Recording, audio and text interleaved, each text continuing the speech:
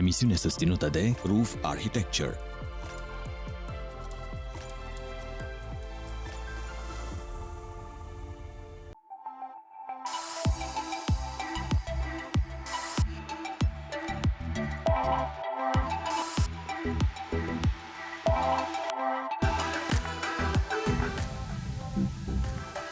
Tehnologia joacă un rol din ce în ce mai important în modelarea viitorului locuințelor noastre.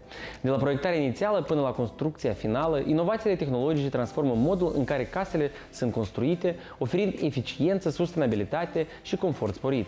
În ediția de astăzi, Casa Magazin, vom explora modul în care tehnologia redefinește construcțiile. Bună dimineața și bine v-am regăsit! Eu sunt Victor Grosu și vă invit alături de noi în următoarele 30 de minute să descoperim ultimele noutăți în materie de design interior, arhitectură și construcții. Dar mai întâi să vedem subiectele ediției. Astăzi la Casa Magazin. Materiale fonoabsorbante din plastic reciclat, ce sunt și cum pot fi folosite. Amenajare în stil neoclasic sau mai bine spus, amenajare în tonuri neutre. Bijuterii arhitecturale românești, Muzeul Ceasului din Ploiești. Sfatul arhitectului cu Raluca Boroș. Construcțiile industriale, episodul 2. În ultima perioadă auzim din ce în ce mai mulți designeri de interior vorbind despre stilul neoclasic contemporan. Dar ce este și cum arată mai exact acest stil de amenajare? Stilul neoclasic contemporan este o reinterpretare a designului neoclasic tradițional care a înflorit în secolul al XVIII-lea ca o reacție împotriva stilului rococo excesiv de decorat. Acest stil se caracterizează prin linii curate, simetrie și proporții echilibrate cu un accent pe eleganță și sofisticare. Cum arată o amenajare realizată în acest stil, ne explică arhitectul Luiza Necula. Bună! Bine ați venit! Sunt arhitect Luiza Necula și astăzi vreau să vă prezint un proiect la care am lucrat cu mult drag. Vă poftesc înăuntru! Elementele esențiale ale stilului neoclasic includ coloane, frontoane, cornișe decorative, detalii sculpturale și o paletă de culori neutre, adesea completată cu accente metalice și texturi bogate. Amenajarea de interior cu influențe neoclasice este în perfectă armonie cu arhitectura casei, având spații ample, înalte și inundate de lumină naturală. Am utilizat finisaje și elemente tipice stilului neoclasic, și anume profilele decorative, încadramentele și cornișele, care creează o ambianță somptuoasă.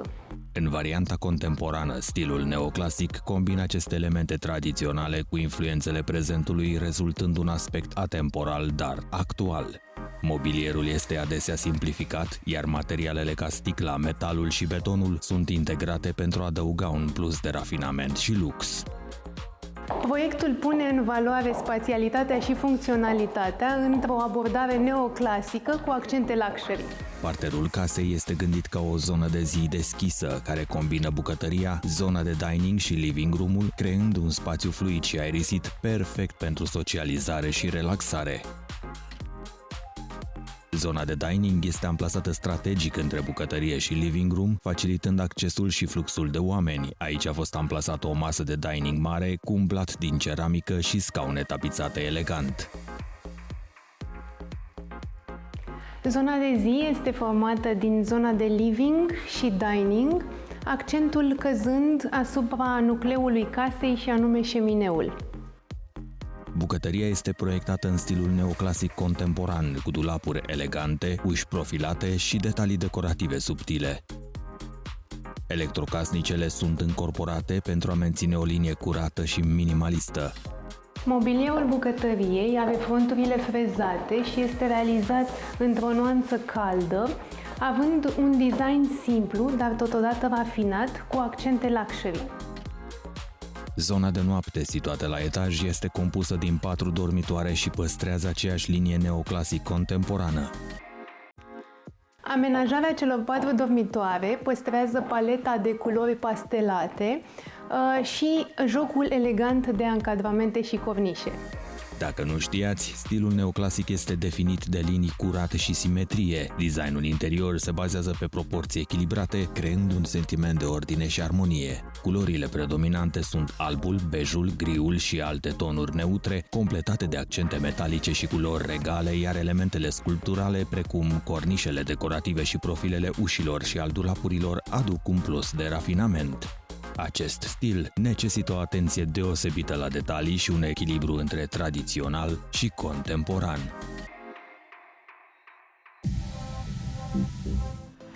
În continuare, la Casa Magazin. Materiale fonoabsorbante din plastic reciclat, ce sunt și cum pot fi folosite. Bijuterii arhitecturale românești, Muzeul Ceasului din Ploiești. Sfatul arhitectului cu Raluca Boroș. Construcțiile industriale, episodul 2.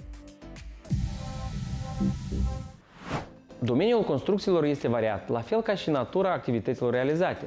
Construcțiile se împart în două tipuri principale, și anume construcții civile și construcții industriale. Care sunt diferențele dintre cele două tipuri de construcții, ne explică arhitectul Raluca Boroș. Dacă în episodul trecut, arhitectul Raluca Boroș ne-a explicat care sunt pașii premergători debutului unei construcții industriale, în acest episod vorbim despre etapele de construcție. Alegerea materialului pentru structura principală a clădirii este esențială și influențează durabilitatea, costurile și funcționalitatea clădirii. Cele două materiale predominante utilizate sunt oțelul și betonul. În ambele cazuri, prima etapă începe cu realizarea fundației. Diferența o dă și calitatea solului, respectiv studiul geotehnic pe care îl facem anterior începerii proiectării, cât și adâncimea de fundare și dimensiunile globale ale cuzineților. De asemenea, luăm în considerare întotdeauna și deschiderea pe care o avem între travei, numărul de travei și încărcarea generală a plăcii. Dar indiferent de situație, după ce așezăm fundațiile izolate, scoatem buloanele, așezăm flanșa de montaj. Prin intermediul acestor piese metalice vom face legătura și vom sprijini stâlpii prefabricați, în acest caz metalici, pe care urmează să îi montăm, și totul stă pe un radier general care de obicei în cazul structurilor metalice este finisat cu un beton elicopterizat.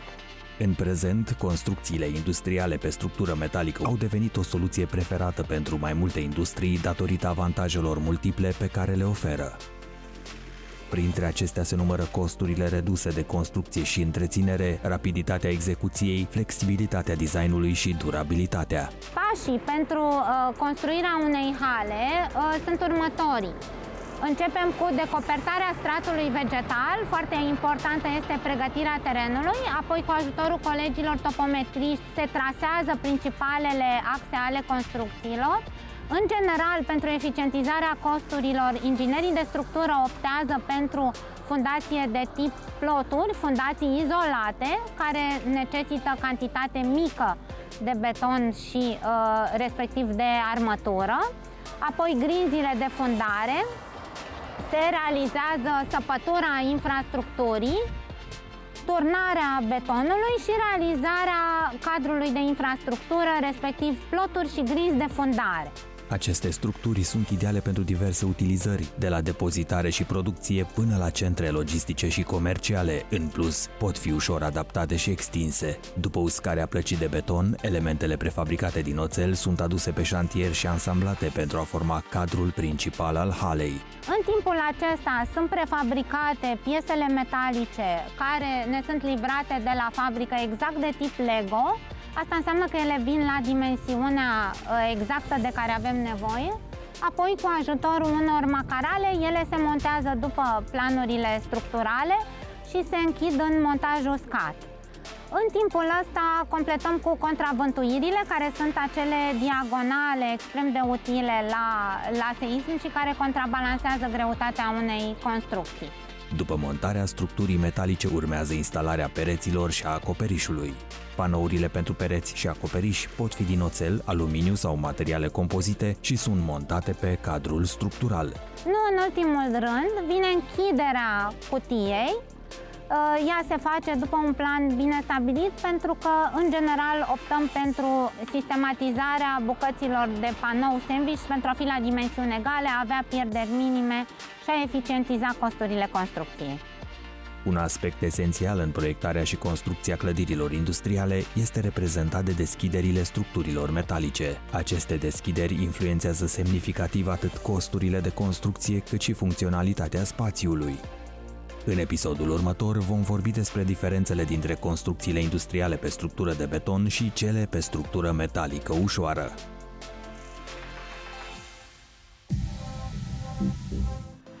În continuare, la Casa Magazin. Materiale fonoabsorbante din plastic reciclat, ce sunt și cum pot fi folosite.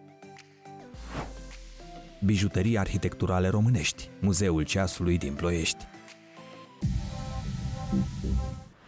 Ați auzit de mobilier care absorbe zgomotul ambiental, dar de placări de pereți cu aceeași proprietate? Nu?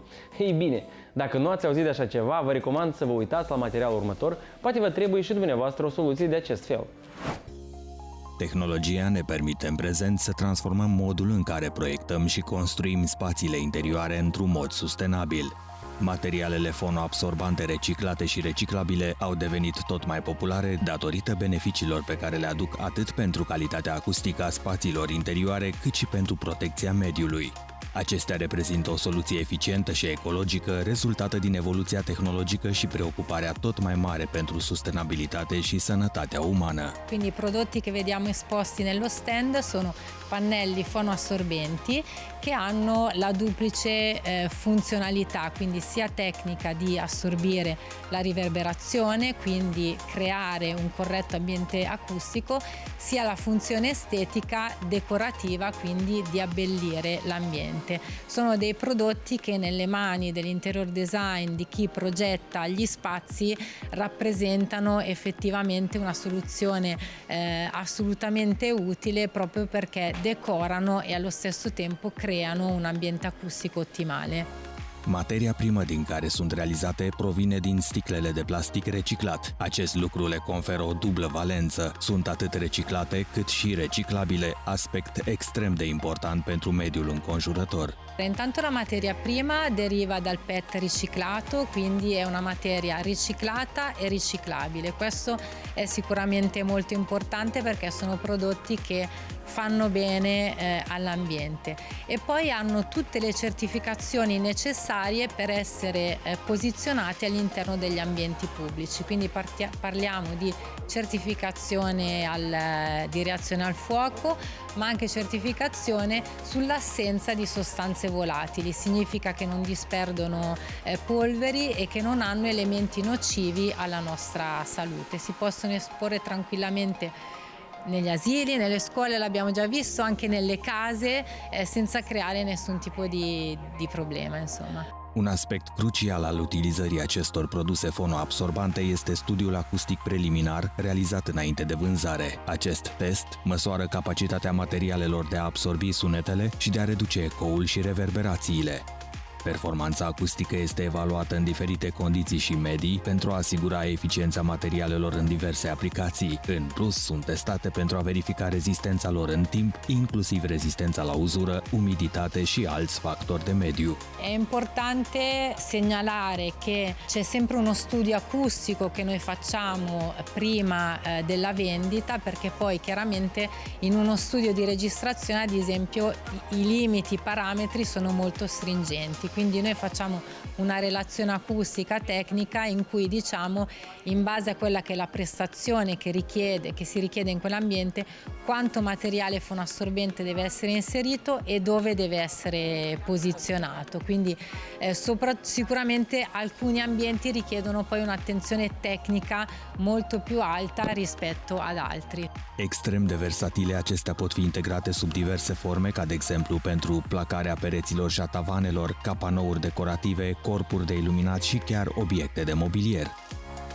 Ele aduc la viață spații sofisticate și de ultimă generație, în care experienza individuală este prioritară. Vengono utilizzati principalmente negli ambienti dove c'è tanta permanenza di persone e dove c'è questo eco, questo riverbero che impedisce di svolgere in maniera confortevole le attività.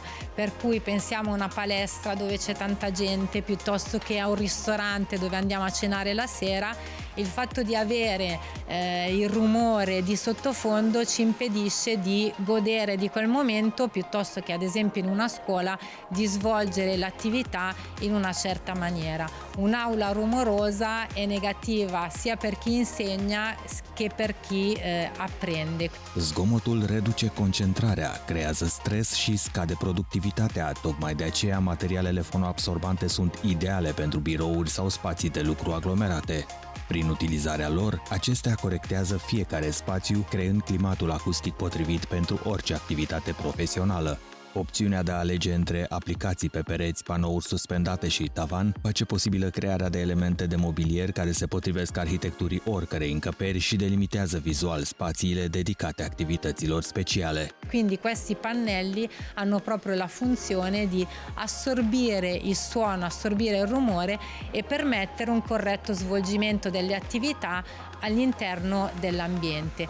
L'importanza poi della personalizzazione, ad esempio nelle scuole noi andiamo su pannelli come questi a stampare immagini piacevoli per i bambini, piuttosto che nei ristoranti magari a stampare delle immagini che vanno ad abbellire l'ambiente. Quindi diventano poi anche degli elementi di comunicazione per chi li inserisce all'interno dell'ambiente. Materialele fonoabsorbante sustenabile reprezintă o soluție inovatoare și eficientă pentru îmbunătățirea mediilor în care trăim și lucrăm. Ele combină funcționalitatea tehnică cu estetica decorativă, oferind beneficii semnificative pentru confortul acustic și protecția mediului, în plus pot fi reciclate la nesfârșit.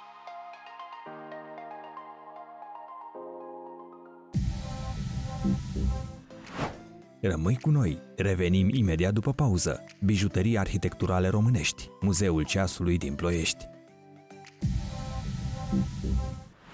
Clădirea în care se află Muzeul Ceasului din Ploiești este o capodoperă arhitecturală în sine, construită la începutul secolului al XX-lea în stil eclectic, cu influențe neoclasice și baroce.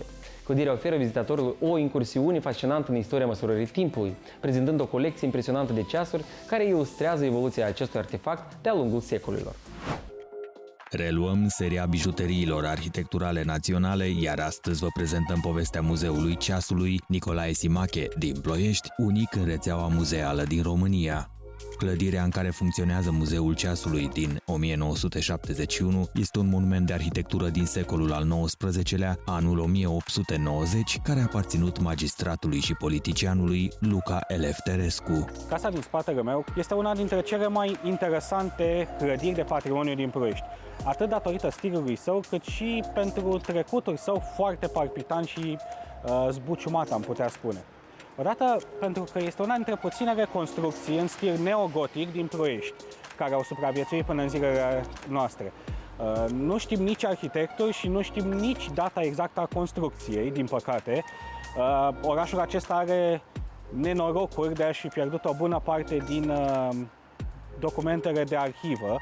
Odată în primul război mondial, Ploieștiul a fost sub ocupație a trupelor puterilor centrale, iar în al doilea război mondial, Ploieștiul a fost pe punctul de a fi complet distrus de bombardamentele aviației anglo-americane, așa că instituțiile, inclusiv arhiva, au fost în dispersie, adică au trebuit să fie mutate din oraș pentru a nu fi făcute una cu pământul.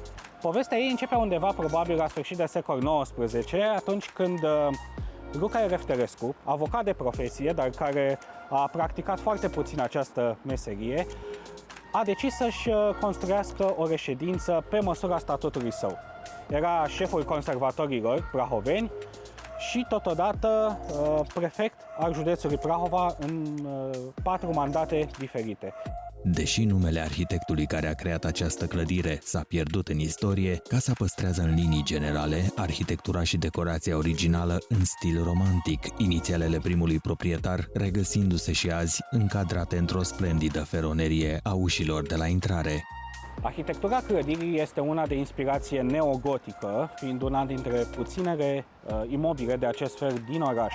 Cel mai probabil, arhitectul este de origine germană, fie din Transilvania, fie din Austria sau chiar din Imperiul German. Asta pentru că la sfârșit de secol XIX, arhitecții români erau foarte puțini și exista de asemenea moda de a aduce specialiști de peste hotare, oameni care să aducă cu ei acest stil de viață și acest aspect specific orașelor occidentale. În schimb, interiorul este unul de inspirație clasicistă, inspirație franceză. Așa că putem întâlni, de fapt, o combinație de stiluri în această clădire, o combinație specifică pentru stilul de viață al, să spunem, înaltei societăți de dinainte de Primul Război Mondial, din așa numitul Belle Époque.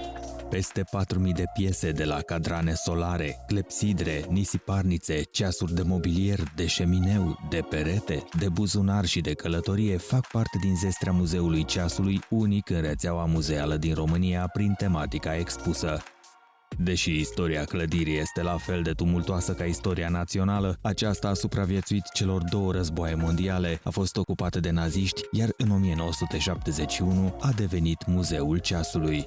Clădirea din spatele meu a rămas în folosința statului la începutul perioadei comuniste pentru diferite instituții, însă între timp în Ploiești apăruse un alt lucru inedit, și anume Muzeul Ceasului. Era o creație a lui Nicolae Simache, istoric și director al Muzeului de Istorie din localitate. Simache era un colecționar avid și după ce a primit sau după ce a obținut câteva ceasuri absolut remarcabile, s-a gândit că acestea ar putea fi punctul de plecare al unei colecții care să facă deliciuri publicului. Așa că în 1963 a deschis o primă expoziție la Aparatul Culturii, o expoziție care s-a bucurat de un succes neașteptat. Așa că Simache a considerat că trebuie să transforme această expoziție într-una permanentă, care să aibă un muzeu dedicat. Instituția este unică nu numai în România, dar și în Europa, iar printre exponate se numără și colecția de ceasuri ale marilor personalități, printre care Constantin Brâncoveanu, Cezar Boliac, Bogdan Petricei cu HD, Ion Luca Caragiale sau Păstorel Teodoreanu.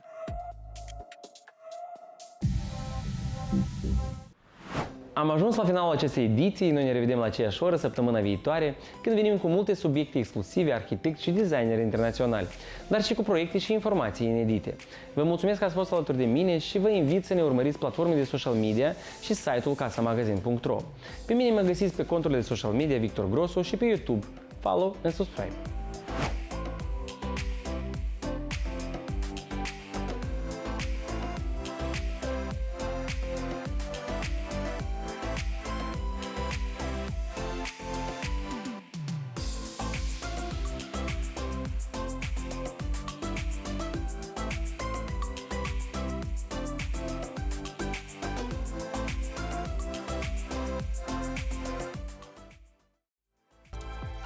Emisiune susținută de Roof Architecture.